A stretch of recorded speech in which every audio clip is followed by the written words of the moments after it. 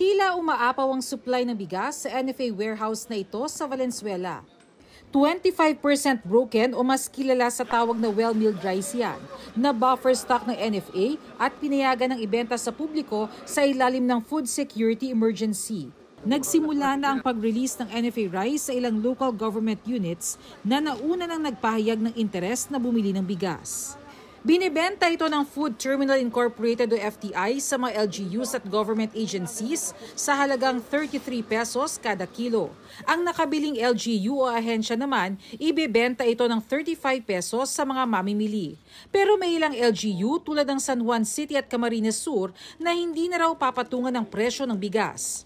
Sagot na daw nila ang gasto sa biyahe ng mga bigas, kaya maibebenta nila ito sa halagang 33 pesos kada kilo. Sa San Juan, sa City Hall kami magtitinda.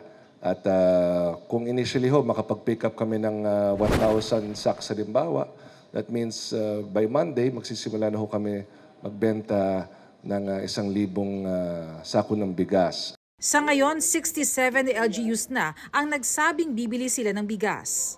Itong NFA rice po is more of an appeal from us also na kumuha na yung mga LGU kasi bawat sako na lumalabas ay makakatulong sa pagbili ng NFA sa mga magsasakaho natin.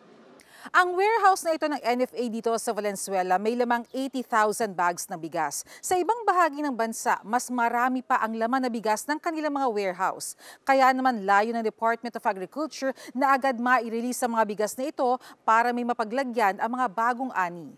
Babala naman ng DA, hindi maaaring ibenta ang NFA rice ng mas mataas sa 35 pesos kada kilo. Delikado yan dahil baka naman ibenta nila na mas mataas.